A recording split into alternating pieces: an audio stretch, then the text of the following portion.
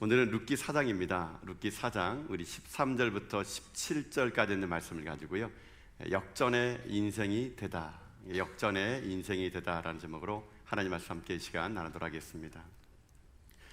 인생을 크게 두 종류로 이렇게 나눠서 말씀드릴 수가 있을 것 같습니다. 한 부류의 인생은요, 어떤 인생이냐, 내 힘으로 내 인생을 내가 살아가겠다라는 사람이 있고요. 또 한 부류의 인생은 어떤 인생이냐, 하나님의 은혜로 살아가겠다라는 인생이 있다는 것이죠. 크게 인생의 삶에는요, 내 힘으로 사는 사람과 하나님의 은혜로 살아가는 사람, 이렇게 나눠질 수 있다는 것입니다. 이 땅을 살아가는 우리들의 인생의 삶은, 여러분들도 인생을 살아오시면 알겠지만, 내 힘으로 살아온다는 것은 한계가 있습니다. 내 힘으로 살아간다는 것은 언젠가는 반드시 넘어질 때가 있다는 것입니다. 우리 믿음의 사람들은 오늘도 살아가는 하루가 내 힘으로 살아온 것이 아니고 하나님의 은혜로 살아간다는 고백하는 것, 그게 바로 그리스도인 될 수 있다는 것입니다. 날마다 우리들의 인생의 삶에 고백되는 말 한마디는요, 나의 나된 것은 하나님의 은혜임을 알고 나는 오늘도 하나님의 은혜로 살아간다, 이렇게 고백하는 자들, 이런 자들이 진정 하나님께서 오늘도 찾는 하나님의 사람이 될 겁니다. 오늘은 바로 그런 은혜의 마지막 이야기입니다. 이 룻기 4장은 바로 그런 하나님의 은혜의 이야기로 마지막을 장식하게 됩니다. 룻의 인생의 반전의 반전의 드라마가 나타나고 또 역전의 이야기가 완성된 것은 그의 인생의 삶이 흉년이라는 절망으로 시작했지만, 그의 인생의 마지막 삶은 이 결혼을 통해서 자녀를 낳음으로 해서 다윗의 계보를 잇는 그런 하나님의 역사의 물줄기 가운데 쓰임받는 룻의 인생으로 끝나면서 룻의 이야기는 이 절망이 아니라 소망의 인생으로 바뀌게 되었다는 것이죠. 여러분의 인생의 일장도 절망이고 또 흉년입니까? 여러분, 그러나 그것이 끝이 아닙니다. 아직 우리들의 인생의 삶은 끝난 게 아닙니다. 반드시 하나님이 여러분의 인생 가운데 풍년을 주시고 또 여러분의 삶을 회복하시고 또 우리들의 삶이 9회 말 투아웃 아웃이라 하더라도 하나님이 역전 말로움을 처해가지고 여러분의 삶을 반드시 극적으로 만들 것을 믿습니다. 그는 이제 지금 살아가는 게 조금 힘들고 어려울 수 있습니다. 그러나 이거 다 과정입니다. 끝이 아닙니다. 여러분의 삶에 이것이 과정임을 알고 내 끝의 인생에 내 삶을 찬란하게 비출 하나님을 여러분이 기대하며 나간다면 이 룻기의 이야기는 곧 우리들의 이야기가 될 수 있다는 것입니다. 룻기를 마무리하면서 우리는 이 룻기 전체를 한번 오늘 그런 마음으로 한번 돌아보기를 원하는데요. 룻의 그 고향을 떠나 나오미가 이제 모압 땅으로 갔을 때 그 여인은 남편도 잃어버리고 또 자식도 잃어버린 상태에서 이 베들레헴으로 돌아오게 되죠. 그 어머니와 함께 룻의 삶도 절망이었습니다. 시어머니와 함께 어둡고 춥고 배고픈 삶을 산다는 것은 보통 여자들의 삶으로는 쉽지 않았던 것이거든요. 그러나 그의 인생의 삶을 어떻게 하나님께서 마무리 짓느냐, 오늘 룻기 4장 16절부터 17절까지 말씀은요, 인생의 마무리를 이렇게 하나님이 지었거든요. 자, 16절부터 17절까지 말씀 한번 읽어보겠습니다. 시작. 나오미가 아기를 받아 품에 품고 그의 양육자가 되니 그의 이웃 여인들이 그에게 이름을 지어주되 나오미에게 아들이 태어났다 하여 그의 이름을 오벳이라 했는데 그는 다윗의 아버지인 이새의 아버지였더라. 아멘. 자, 절망 속에서 이 베들레헴 땅 돌았던 나오미와 룻, 그들은 이제 새로운 삶을 살게 됩니다. 드디어 이 룻이라는 여인은 10년 만에 아이를 낳게 되고 또 그 아이가 이제 다윗의 할아버지가 되게 되고, 이 룻이라는 여인은 급기야는 나중에 예수님의 족보에까지 올라가는 그런 역사를 만들어 나가게 되었다는 것입니다. 여러분, 이것이 우리들의 마지막의 인생도 돼야 될 거라고 저는 믿습니다. 여러분 삶에 오늘도 이 땅 살아날 동안 내 인생의 삶이 룻기 1장처럼 절망이 나더라도 여러분 꿈꾸며 살아가십시오. 우리의 마지막은 이렇게 멋진 인생이 될 수 있을 수 있다라는 것, 이것이 오늘 우리 가운데 소망이 되기를 바라는 마음으로 룻기를 마무리하면서 우리는요, 이 룻이란 여인의 회복을 통해서 어떻게 하나님은 그 여인의 인생을 역전의 드라마로 만들었는가를 한번 살펴보기를 원하는 것입니다. 절망의 1장으로 시작했던 그 여인의 인생의 삶이 희망의 4장으로 끝났던 것은 분명히 어떠한 이유가 있었을 것이고, 그 역전의 드라마를 만들 때는 분명히 하나님의 은혜가 거기에 부어졌을 거라는 것입니다. 그러면은 이 놀라운 은혜의 역전의 드라마를 만든 은혜는 어떤 은혜인가? 자, 오늘 이 룻기에서 마지막을 보면서 그 하나님의 은혜를 좀 몇 가지를 살펴보는 가운데 여러분에게도 오늘 이 은혜가 넘쳐나서 여러분 삶이 날마다 주님 오시는 그날까지 여러분의 힘으로 살아가는 존재들이 아니라 은혜로 살아가는 여러분 될 수 있기를 여러분 주님의 이름으로 축복드립니다. 자, 그러면 룻이란 여인이 역전의 주인공이 됐던 놀라운 은혜는 어떤 은혜였을까? 자, 제가 오늘 본문의 말씀을 제가 이 룻기 4장 전체를 가지고 살펴볼 때는요, 룻이란 여인에게 주었던 놀라운 은혜가 뭐냐? 이 첫 번째 은혜는 그겁니다. 첫 번째 은혜는요, 이 룻에게 임했던 은혜는 고엘의 은혜가 임했다는 겁니다. 고엘의 은혜가 임했다. 자, 여러분, 이게 어떤 말인지 잘 모르시겠죠? 고엘이란 말이 있거든요. 자, 이스라엘의 그 풍습에는 고엘이라는 그런 제도가 있습니다. 이게 어떤 제도냐면요, 우리나라에 있지는 않지만 이스라엘이 지금 가나안 땅에 들어와 가지고 12지파에게 땅을 분배했습니다. 그 하나님이 분배했던 그 땅은요, 영원히 이스라엘 백성들의 땅입니다. 그렇기 때문에 이스라엘에서는 어떤 제도가 있었냐면은 이 12지파에게 줬던 이 땅이 영원히 그 지파의 땅이 되게 하려면 그 땅에 대해서 이 지파들마다 그 땅을 지켜야 될 의무가 있었던 겁니다. 그래서 이스라엘 지파들이 땅의 분배를 통해서 얻었던 땅이 여러 가지 이유로 인해 가지고 다른 지파에게 팔리게 되거나, 또는 이 땅을 가지고 있던 그 지파의 사람이 어떤 상황에 의해서 이 땅을 땅을 이렇게 계속적으로 이어갈 수 없을 때 그 땅을 유지하고 그 땅을 그 지파 사람들을 보호하기 위해서 이스라엘은 이 고엘이란 제도를 만들어 가지고 그 땅을 영원히 이스라엘 지파의 땅으로 만드는 그런 제도가 있었습니다. 그게 바로 고엘 제도라는 것인데, 이거를 다른 말로 하게 되면요, 기업 물을 제도 이렇게 얘기합니다. 자, 그러면 누가 이 땅을 이렇게 해줄 수 있는가? 그러니까 만약에 우리 지파 중에 어떤 한 가문이 있었는데 이 가문이 남자가 일찍 죽어버린 거예요. 여자밖에 없는 겁니다. 그럼 여자밖에 없게 되면은 이 가문을 이을 수가 없게 됩니다. 혹은 살아있다 하더라도 여러 가지 상황 속에서 그 땅을 팔 수밖에 없을 때가 있을 수 있다는 거거든요. 그러면은 그 땅이 그 지파에서 다른 지파로 넘어갈 수 있게 됩니다. 그러니까 이걸 막기 위해서 이 고엘 제도를 만든 것인데, 그런 고엘 제도의 기업을 물을 것은 어떻게 물을 수 있는가? 이스라엘 그 제도에 보면 이런 사람이 그 땅을 물 수 있습니다. 그 가난한 사람의 그 혈족의 땅을요, 대신 내가 사준다거나, 아니면은 부당하게 피해를 입은 우리 그 지파의 사람들을 내가 대신 복수해 준다거나, 아니면 그 친족의 미망인과 내가 결혼해 가지고 대를 이은다거나, 이런 여러 가지 방법을 통해서 이 고엘 제도가 이스라엘에게는 있었던 제도입니다. 자, 이런 고엘 제도가 오늘 이 룻기 4장에 나옵니다. 이 룻기 4장에서는 지금 이 나오미란 여인과 룻이란 여자가 지금 미망인으로 이 땅에 있다 보니까요, 자기에게 받던 이 남편의 땅을요, 이제는 할 수 없이 팔 수밖에 없는 겁니다. 그러다 보면은 이 땅이 다른 지파에게 넘어갈 수 있기 때문에 지금 어떤 상황이냐면은 이 땅을 그의 유력한 친족 중에 한 사람이 아까 말했던 세 가지 방법, 이 땅을 대신 사준다거나, 아니면 부당한 피해를 입은 그 친족을 복수를 대신한다거나, 아니면 그 친족의 미망인과 결혼을 해야 한다거나, 이런 세 가지 방법 중에 하나를 해야 됩니다. 지금 이 룻에는 이 보아스와 이 나오미와 룻은 이 방법 중에 하나를 지금 해줄 기업 물을 자를 찾고 있는데, 근데 그 찾는 사 중에서 이 서열이 있습니다. 친족 중에 아무나 하는 것이 아니라 먼저 그 기업과 그 친족과 가까이 있는 사람이 기업을 물고, 이 사람이 못하면은 두 번째 사람이 물고, 이런 제도가 있었습니다. 지금 룻기를 여러분들이 좀 보셔서 알겠지만은요, 지금 룻이라는 여인은 이 보아스와 지금 밀접한 관계를 맺고 있는데, 보아스는 이 나오미의 엘리멜렉의 친족의 두 번째 기업물을 자인 거예요. 그래, 보아스는 어떤 마음이냐면은 룻과 결혼해가지고 지금 이 기업을 물고 싶은데 자기보다 기업 물을 자가 먼저 한 명이 더 있는 겁니다. 그 사람이 포기를 하지 않으면 이 보아스가 룻과고 결혼할 수가 없는 거예요. 그러니까 이 보아스는 지금 그래서 이 가문을 이을 기업 물을 자를 찾고 있었습니다. 어떻게 찾았느냐? 자, 오늘 본문 말씀요, 4장 1절 보면은 이렇게 이야기 시작됩니다. 자, 한번 읽어봅시다. 4장 1절입니다. 시작. 보아스가 성문으로 올라가서 거기에 앉아 있더니 마침 보아스가 말하던 기업 물을 자가 지나가는지라. 보아스가 그에게 이르되 아무개여 이리로 와서 앉으라 하니 그가 와서 앉음에 아멘. 자, 이야기는 이렇게 시작되는 겁니다. 이 보아스가 지금 성문에 서 있습니다. 그때 이 엘리멜렉의 집, 나오미의 그 친족 중에 가까이에 있는 기업물을 첫 번째 기업물을 자가 찾아온 거예요. 근데 그 사람의 이름은 기록되지 않습니다. 그러니까 성경에 아무개어라는 아무개어. 자, 아무개어라는 사람이 오는데 이 보아스가 얘기합니다. 지금 이러이러하니까 당신이 기업을 물겠냐고. 당신이 기업물 첫 번째 사람이니까, 당신이 가까운 친척이니까 기업 물겠냐고 이렇게 물어봅니다.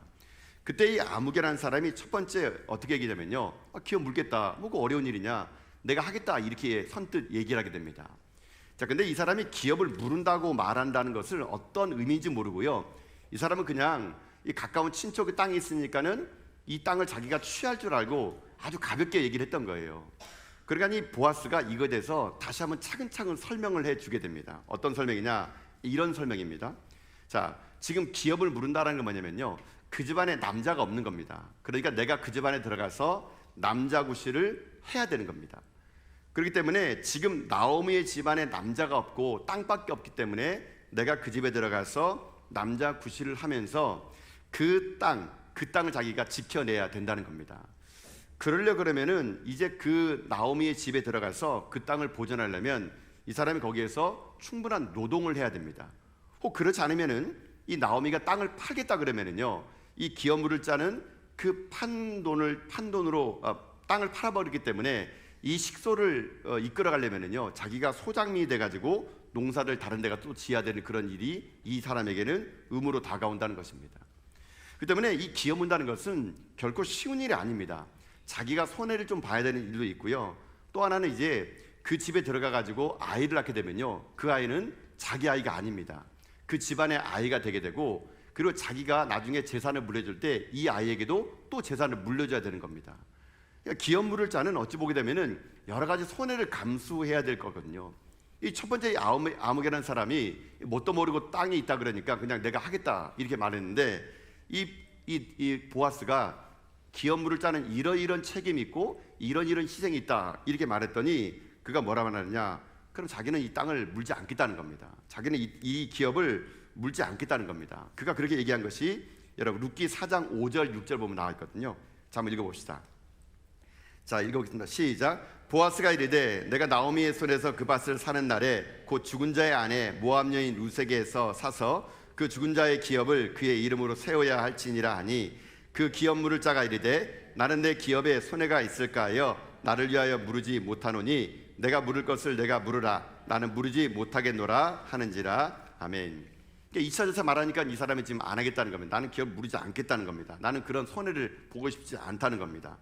그렇게 얘기했더니 이제 그 첫 번째 기업 물을 자가 그걸 포기하니까 이제 보아스가 이제 두 번째 기업 물을 자가 된 겁니다. 이 보아스는 그래서 그 성문에서 맹세합니다.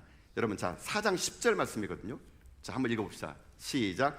또 말론의 아내 모압 여인 룻을 사서 나의 아내로 맞이하고 그 죽은 자의 기업을 그의 이름으로 세워 그의 이름이 그의 형제 중과 그곳 성문에서 끊어지지 않게 하려 하며 너희가 오늘 이 증인이 되었느니라 하니. 아멘. 자, 이제 첫 번째 기업 물을 자가 안 하겠다 그러니까 이 보아스가 이제 성문에 있는 그 사람들에게 그럼 내가 이 기업에 들어가서 이곳에 들어가서 내가 기업 물을 자가 되겠다 그러면서 자기가 이 일을 하겠노라고 사람들에게 지금 공증을 받은 겁니다. 자, 이렇게 했더니 어떤 결과가 났느냐? 자, 여러분 21절과 22절 보게 되면요, 그런 결과가 이렇게 납니다. 한번 읽겠습니다. 시작. 살몬은 보아스를 낳았고 보아스는 오벳을 낳았고 오벳은 이새를 낳고 이새는 다윗을 낳았더라. 아멘. 자, 지금도 이스라엘 백성들이 추앙하는 다윗 왕, 그 다윗 왕의 계보에 지금 누구 이름이 들어갔습니까? 보아스의 이름이 들어갑니다. 보아스의 이름이. 결국 기업 물을 자가 기업 물으지 않고 보아스가 그 기업을 물었더니 이 보아스는 오늘 이날까지 다윗 가문에 이름이 올라갔고, 마태복음 1장에 보면은 예수님의 족보에 이 보아스의 이름이 들어가게 됐다는 겁니다. 어떻게 이런 영광스러운 자리에 올라가느냐? 한마디로 말하면요, 이 보아스의 희생과 섬김이 있었기에 이 보아스는 그런 이 다윗의 가문과 그리고 예수님의 족보에 올라갈 수 있었다라는 겁니다. 자, 이것이 무엇이냐? 이것이 바로 고엘의 제도라는 거예요. 자, 제가 이 설명을 이렇게 길게 드렸는데요, 지금 이 고엘의 은혜라는 것이 바로 이런 겁니다. 어찌 보게 되면은 이 보아스가 은혜를 베풀어주지 않았다면은 보아스의 희생과 섬김이 없었다면은 다윗은 태어날 수가 없었을 수도 있습니다. 지금 보아스가 그거에 대해 자기가 스스로 손해를 보고 기업을 물을 자가 되겠다고 희생하고 먼저 나왔기 때문에 그 보아스의 섬김을 통해서 보아스는 다윗의 족보에 올라가고 예수님의 족보에 올라가는 영광스러운 자리에 올라갔고, 그 계보를 통해서 누가 왔느냐? 예수님이 오실 수가 있었다는 얘기예요. 자, 이 보아스의 희생과 섬김의 고엘의 이 사랑, 이 헌신, 여러분 이것을 좀 더 넓게 보게 되면요, 무엇을 얘기하는지 아십니까? 바로 이런 희생을 가진 분이 계십니다. 그게 바로 예수 그리스도라는 겁니다. 주님은요, 우리에게 이 고엘의 은혜를 주신 겁니다. 예수님이 우리를 위해서 희생하고 섬기지 않았다면 여러분 결코 우리가 이 자리에 있을 수가 없다는 얘기예요. 여러분요, 우리가 오늘 이 자리에 있을 수 있는 것은 내가 모르는 누군가의 고엘의 은혜, 내 대신 희생하고 섬겨주고 무언가를 해줬던 그런 희생의 은혜가 있었기에 우리가 여기에 있을 수 있었다는 얘기예요. 여러분 마치 룻기는요, 많은 사람들이 룻기를 바라볼 때 이 룻기는 그저 룻이란 가문이, 나옴이라는 집안이 몰락했다가 나중에 사장 가서 회복했으니 이거는 몰락한 가문을 일으켰던 이야기로 이야기를 끝내려 그러는데, 이거는 원래 룻기의 취지가 아닙니다. 룻기의 진정한 취지는요, 이 룻기 4장에서 그 예수님에 관한 이야기를 하고 싶은 겁니다. 다윗의 족보를 끝냈다는 것은 무엇이냐? 바로 장차 이 다윗의 족보에서 누가 나오느냐? 예수님이 나오는데, 이 예수님이 나올 수밖에 없는 다윗의 족보에는 어떤 일이 있었느냐? 누군가의 희생과 섬김과 수고가 있었기에 이 족보가 완성됐다면, 이것을 이 룻이란 여인이 고엘의 은혜로 받았다면, 여러분 오늘 우리들의 인생의 삶에도 그렇게 보아스가 희생하고 섬겼던 것처럼 예수님이 나를 위해서 돌아가시고 나를 위해서 희생하시고 나를 위해서 내었던 그 고엘의 은혜가 나를 여기에 머물렀다라는 것을 우리가 잊어서는 안 된다는 겁니다. 여러분, 이것이 오늘 우리 가운데 잊혀졌던 은혜의 회복이 돼야 된다는 거예요. 여러분, 누가 역전의 승부의 완성자가 될까요? 누가 역전의 드라마의 주인공이 될까요? 그것은요, 고엘의 은혜를 아는 자가 바로 이 드라마의 주인공이 될 수 있다는 얘기예요. 여러분요, 오늘 우리들의 삶에, 여러분 다시 한번 우리들의 삶이요, 내가 오늘 이 자리에 설 수 있는 것은 그 희생과 섬김의 사랑이 있다는 것을 깨닫는 자들, 여러분 이런 자들은 오늘 우리들의 삶이 어떠한 삶을 살아가야 될 것인가를 결단할 수 있다는 것입니다. 그런데 먼저 여러분들이 오늘 고백해야 될 것은요, 이런 고백이 여러분이 있으면 좋을 것 같아요. 내가 오늘 이 자리에 올 수 있는 것은 누군가의 고엘의 희생과 사랑이 있었다. 그 고엘의 은혜, 주님의 그 은혜가 나를 오늘 여기를 이끌었다라는 것을 여러분이 잊지 말라는 겁니다. 그 사랑을 잊어버린 그 순간 우리들의 인생의 삶은요, 내가 내 힘으로 인생을 살려고 노력하게 됩니다. 그러니까 우리들의 인생이 역전의 드라마가 되지 않는 거예요. 여러분, 누가 역전의 드라마의 주인공이 됩니까? 고엘의 은혜를 아는 사람, 주님의 그 희생과 사랑이 나를 오늘도 나를 건진다는 것을 알 때, 그때 우리들의 인생의 삶도 이 은혜의 역사 속에서 큰일을 감당할 수 있다는 것입니다. 그래서 오늘 이 밤에 저는 여러분에게 그렇게 여러분 말씀드리고 싶습니다. 사랑하는 성도 여러분, 나이 나는 것은 다 하나님의 은혜임을 믿습니다. 여러분 오늘 여기까지 올 수 있는 것은 여러분의 공로가 아니고 여러분의 노력이 아니라 예수님의 십자가의 고엘의 사랑이 여러분을 이곳에까지 이제 임했다고 믿습니다. 이것을 깨닫고 이것을 고백하는 것, 이게 오늘 우리들이 삶의 자세가 돼야 된다는 얘기예요. 여러분요. 자, 근데 여기서 끝나는 게 아닙니다. 여기서 끝난다 그러면은 우리들의 인생의 삶이 그저 받은 은혜만을 계속 우리가 만끽하는 인생이 되는데요, 오늘 하나님은요, 이 룻기를 마지막으로 마무리하면서 여러분에게 한 가지 더 한 발짝 나가기를 원하는 겁니다. 어떤 삶을 살기 원하느냐? 여러분들이 이 시대 가운데 보아스가 되어 줘야 된다는 얘기입니다. 여러분의 인생 삶이 이제 그 하나님의 희생과 예수님의 희생과 섬김을 받은 고엘의 은혜를 받았다면 내가 할 일이 뭔지 아십니까? 내가 내 주변에 있는 사람들에게 고엘의 은혜를 이제는 흘려보내 줘야 된다는 얘기예요. 여러분 저는 오늘 이 룻기 4장을 보면서요, 참 이게 아이러니한 게 뭐냐면요, 지금 첫 번째 기업 물을 사람 있지 않습니까? 이 사람의 이름이 나와 있지 않습니다. 여러분 아주 독특하지 않습니까? 이 사람의 이름은요, 그냥 어떤 사람 이렇게 될 텐데, 여러분 성경은요, 오늘 이 사람의 이름 뭐라고 하는지 아십니까? 아무개입니다. 아무개. 여러분요, 아무개. 여러분 독특하지 않습니까? 왜 이 사람이 아무개로 됐을까요? 왜 성경은 이 사람의 이름을 밝히지 않았을까요? 왜 유력한 기업물을 자 중에서 보아스의 이름이 기록됐는데 이 사람의 이름은 그냥 아무개라고 되어 있을까요? 자, 이 아무개라는 말을 제가 보니까요, 이 아무개라는 말이 그냥 우리나라 말로 아무개인데, 제가 이 아무개가 진짜 이게 아무개일까 알아봤더니 그 원문에 보니까 아무개를 이렇게 썼더라고요. 알모니. 그러니까 알모니가 우리나라 말로 어떤 말이냐면, 정확히 말하면요, 어떤 사람, 이게 더 정확한 번역입니다. 어떤 사람. 그러니까 어떤 사람, 알모니란 말이에요. 근데 이게 오늘 여러분 갖고 있는 성경책에서는 그 어떤 사람을 아무개로 했는데, 공동 번역에는요, 그냥 사람 이름을 읽겠습니다. 여보게랍니다. 여보게. 또 여러분 세 번째 성경에는요, 아무개로 안 나오고요, 여보시오 이러면 여보시오.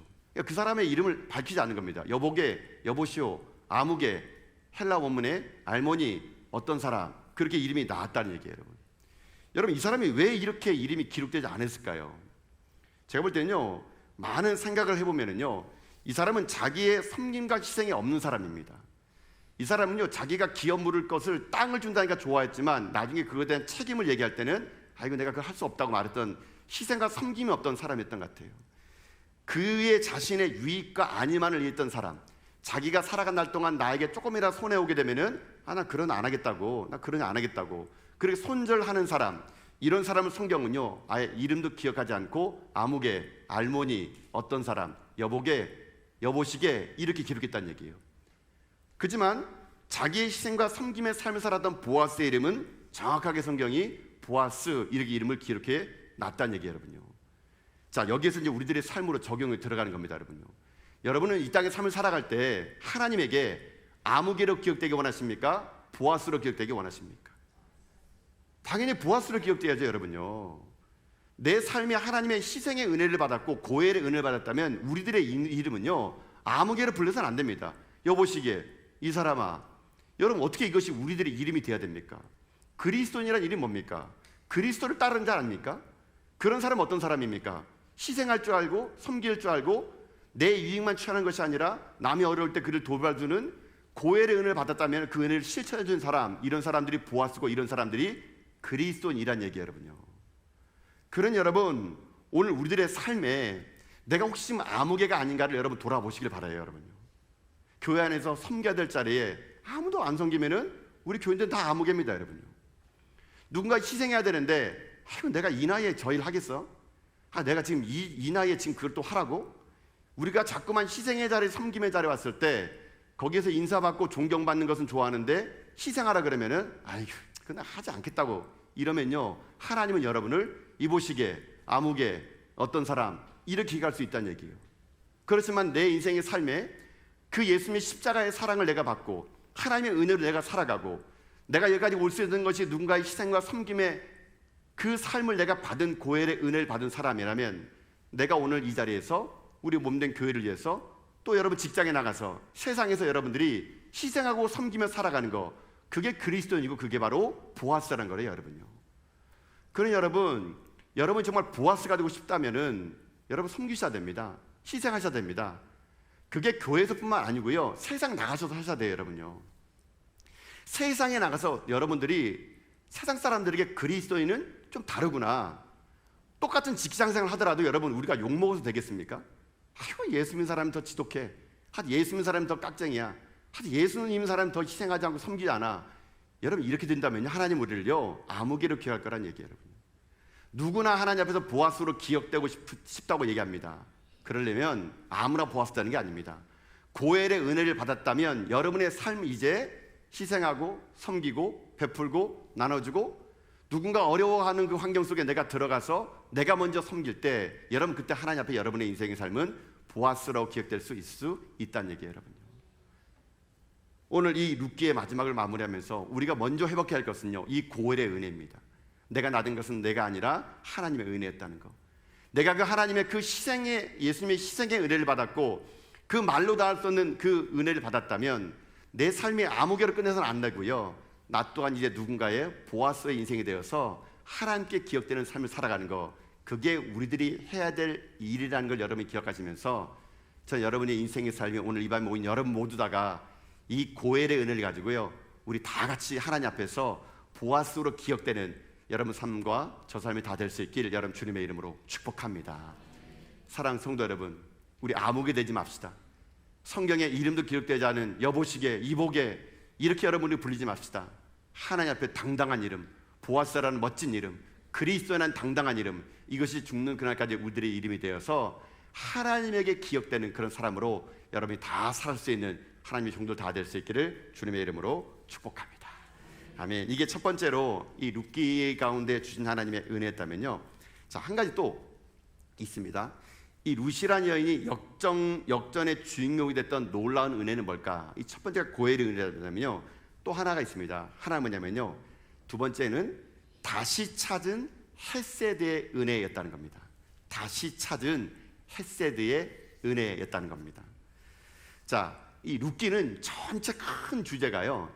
뭐 제가 또 얘기했지만은 뭐 이 룻이라는 가문, 그러니까 나오미라는 집안, 엘리멜렉 가문이 망했으니까 이 가문이 일어난 거다. 이게 룻기의 주제가 아니에요.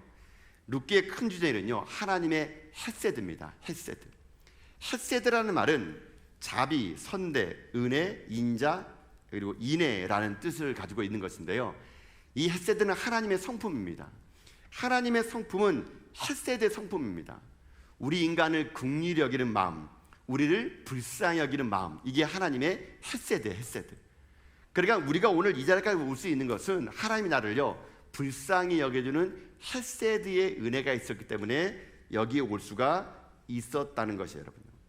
자, 이 이야기를 한번 룻에게 한번 적용을 시켜봅시다. 자, 지금 룻이 지금 이방 여인이에요. 지금 모압 지방에서 지금 자기 시어머니와 함께 지금 현재 여자 둘이 지금 베들레헴에 찾아온 겁니다. 여자들이 그 당시에 여러분 이스라엘에서 살아갈 수 있는 힘이 없어요. 그러니까 어떻게 합니까? 이 나오미라는 시어머니가 이 룻에게 가가지고 보아스 밭에 가서 이삭을 죽게 만들 때, 그때 하나님이 거기서 우연히 마침의 은혜로 인해 가지고 이 보아스를 룻이 만나지 않습니까? 여러분, 이것은 우리가 볼 때는 우연인지 몰라도요, 이것은 하나님이 헤세드의 은혜입니다. 다시 찾은 헤세드의 은혜 말입니다. 여러분, 이 룻은요 이 헤세드의 은혜가 있었기 때문에 이제 어떤 여인이 되느냐, 이방 여인에서 하나님의 그 족보에 들어오는 당당한 여인이 될 수 있었다는 얘기예요. 원래 이 룻이란 여자에게 헤세드 은혜가 임하지 않았다면요, 이 이방 여인은요 어떻게 감히 예수님의 족보까지 이 여자 이름이 들어올 수가 있겠습니까? 근데 이 룻에게 하나님이 말로 다 할 수 없는 헤세드 은혜를 줬기 때문에 이 룻이란 여인은 배척당하고 소외되고 방황했던 그의 인생의 삶이 다윗의 계보에 올라가고 급기야는 여러분 어떻게 됩니까? 마태복음 1장에 보게 되면은 예수님의 족보의 이름에 이 여인의 이름이 올라갈 수 있었다는 거예요, 여러분요. 이게 여러분, 이게 뭡니까? 이게 복음의 능력입니다, 여러분요. 복음의 능력은요, 그의 출신 성분이 어떠하든지, 그의 삶이 실패자인지, 그의 삶이 이방인지 관계없습니다. 복음은요, 어떤 사람이라도 하나님의 그 구원의 반열에 그를 데려올 수가 있을 수 있다는 얘기예요, 여러분요. 만약에 구원이 유대에만 있다 그러면요, 바울이 얘기했던 것처럼 유대에만 있다 그러면 그 누가 복음을 들을 자가 누가 있겠습니까? 하나님의 헤세드 사랑은요 유대를 뛰어넘어서 열방 가운데 전하기 때문에 오늘 우리까지 그 은혜를 받은 거 아니겠습니까? 여러분, 마태복음 1장에 보게 되면은 예수님의 족보에 나오는 여인들의 이름 5명이 있습니다. 여자들의 이름이 족보에 나오는 건 흔치 않은 일인데, 마태복음 1장에 보이는 예수님의 족보에 여자들의 이름 5명, 룻이란 여자, 다말이란 여자, 라합이란 여자, 바세바란 여자, 이 여인들은 다 이방 여자들입니다. 이 여인들은요, 여러분 성경을 찬찬히 보십시오. 다 어떤 사람이냐면요, 기생이고 이방 여인이고, 여러분 차마 입에 말하기 뭐할 정도로 이 여인들은요 정말로 여러 어찌 보게 되면은 어떻게 이런 여자의 이름이 이 예수님의 족보에 들어갈 수 있었을까 할 정도로 정말 이 여자의 인생의 이분들의 인생의 삶은요 참 문제가 있는 인생이었습니다. 그러나 그럼에도 불구하고 하나님께서 이 여인들을 어떻게 합니까? 헤세드의 은혜를 그들을 품어주신 겁니다. 아무리 실패자라 하더라도, 아무리 기생이라 하더라도, 아무리 이방인이라 하더라도 복음의 능력은요 이 모든 사람을 감싸 안을 수가 있을 수 있다는 얘기예요. 복음 안에만 들어온다면 어떤 슬픔 과거도 문제가 되지 않는다는 얘기입니다. 복음 안에만 들어올 수 있다면 그의 인생의 삶이 어떤 삶을 살다 하더라도 그것이 전혀 문제가 되지 않는다는 얘기예요. 이 룻의 여인이 이 예수님의 족보에 들어가고 이 여인의 인생의 삶이 역전의 주인공이 된 것은 그 말로 다 할 수 없는 하나님의 헤세드의 은혜가 이 룻에게 임했고, 그 룻에게 임했던 은혜의 역사가 예수 그리스도 안에 복음의 능력으로 임했기에 여러분 우리들의 인생의 이름도 그 뒤에다가 써나갈 수 있다라는 것입니다. 여러분, 이것이 오늘 우리들의 인생의 삶에 회복돼야 될 두 번째 은혜라는 것이죠. 여러분, 이 룻기의 시작은요 아까도 말씀드렸지만 절망입니다. 절망. 나오미라는 여자가 지금 흉년에 들어가지고 남편 따라 모압 땅 갔다가 10년 만에 남편 잃고 두 아들 잃고 지금 자기랑 지금 현재 모압 여자 룻과 함께 이런 베들레헴에 돌아올 때 그 여인의 인생이 얼마나 비참했겠습니까? 여러분, 그 말씀 한번 읽어봅시다. 룻기 1장 19절부터 21절까지 말씀이거든요. 자, 한번 읽어봅시다. 시작. 이에 그 두 사람이 베들레헴까지 갔더라. 베들레헴에 이를 때 온 성읍이 그들로 말미암아 떠들며 이르기를 이가 나오미냐 하는지라. 나오미가 그들에게 이르되 나를 나오미라 부르지 말고 나를 마라라 부르라. 이는 전능자가 나를 심히 괴롭게 하셨음이라. 내가 풍족하게 나갔더니 여호와께서 내게 비어 들어오게 하셨느니라. 여호와께서 나를 징벌하셨고 전능자가 나를 괴롭게 하셨거늘 너희가 어찌 나를 나오미라 부르느냐 하느냐. 아멘. 저 나오미의 이름 뜻은 기쁨이었는데 이 여인이 이 베들레헴 떠나가지고 10년 동안 모압 땅에 있으면서 남편 잃고 두 아들 잃고 지금 자기 자신의 삶과 지금 이방 여인 룻과 함께 베들레헴 왔을 때 사람들이 10년 만에 만난 이 나오미에게 나오미 아니야? 이랬더니 나오미가 뭐랍니까? 나 나오미라 부르지 말라고. 내 이름은 이제 나오미가 아니라고. 나는 기쁨이 아니라고. 내 이름은 마라라고. 마라. 나는 슬픔이라고. 나는 고통이라고. 이렇게 그 여자가 스스로 그렇게 얘기를 했던 거예요, 여러분요. 그러나 이런 인생의 삶에도 하나님 어떤 은혜가 들었습니까? 헷세대 은혜가 임했더니 이 나오미의 이 슬픔이 변하여 기쁨이 되었다는 것이죠. 룻도 보세요. 룻도 이방인 아닙니까? 이 룻은요, 여러분 나중에 보면 알겠지만요, 10년 동안 여러분 임신하지 못했습니다. 이 여자는 아이를 갖지 못했어요.